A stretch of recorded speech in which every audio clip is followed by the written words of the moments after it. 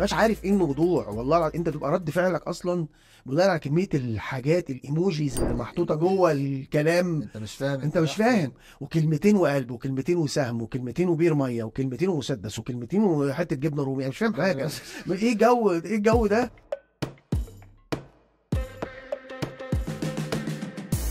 راجل زي حالاتي كده، اوكي. لما تيجي مثلا تشوف بودكاست بتاعنا، ماشي قول لي مثلا ده حلو، ده وحش، ماشي يعني قول رايك. طيب. بس قوله بلغه افهمها.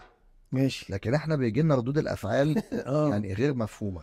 لا، في حاجات جامد مثلا مالها، ما جامد دي يعني جامد حلو. كويس. طيب بس هل انت خدت بالك انه دلوقتي اللغه اتدحورت لدرجه ان انت عايز توصف حاجه انها حلوه؟ اتدحورت؟ اتدحورت. ماشي. لا، اتدحورت دي من عندنا. ده اه دلوقتي مش هقول لك بقى بيتقال عليها ايه. ماشي ماشي، ما يعني هي مش اتدهورت.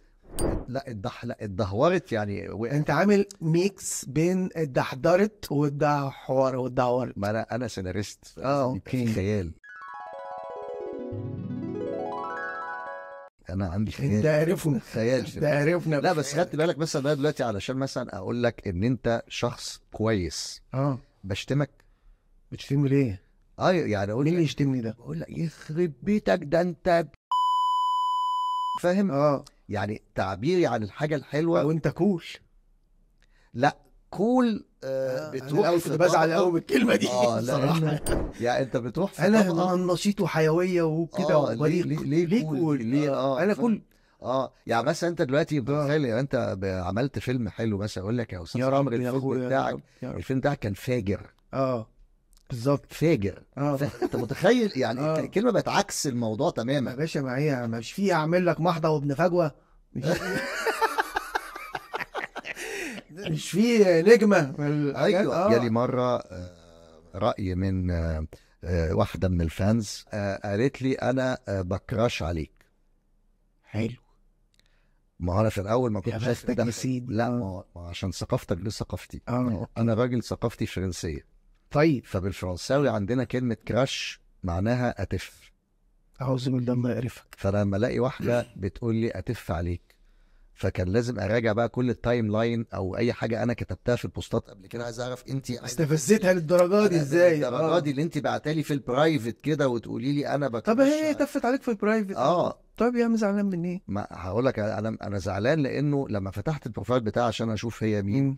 فلقيت طبعا صور بقى اللي هي العصفوره المذبوحه والبتاع ايوه فاهم. دعاء السماء والحاجات دي. اه الكفر بيكتشر بتاعتها انا حبيبه احمد، حاجه سودة خالص ومكتوب عليها اصفر انا حبيبه احمد. سودة خالص. يعني اللوحه سودة جايز حبيبه احمد الله يرحمه. لا مكتوب بالاصفر. احمد عايش. مكتوب بالاصفر انا حبيبه احمد. ماشي. فلقيت حبيبه احمد بتف عليا ليه، فانا كنت هضطر ان انا ادور على احمد نفسه بقى، ادور عشان اساله العصفوره بتاعتك مالها بتف عليا ليه. ففهمت انه كراش معناها مش اتف، معناها ان انا بحبك. طب هي اصلها ايه؟ لا مش بحب يعني ما انا بسالتها قلت لها بتكراش عليا ليه؟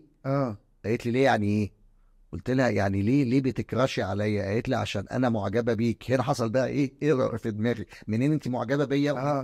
دي مجنونه بقى. انت قلت دي مجنونه بقى، اي حاجه بتحبها دي هبله بقى. ففهمت بقى ان هي قصدها لا انا بكراش عليك، انا معجبه بيك، انا بحبك. فساعتها انا كنت عايز اتصل باحمد تاني برضو، احاول الاقيه عشان اعرف انت موقفك ايه من ان هي بتحبني.